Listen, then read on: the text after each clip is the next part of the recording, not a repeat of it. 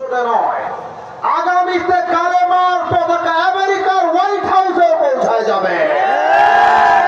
কোনো একদিন এদেশের আকাশে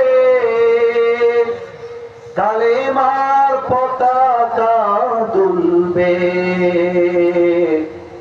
সেদিন সবাই খোদাই বিধান পে দুঃখ বেদনা ভুলবে, ঠিক কিনা বলে?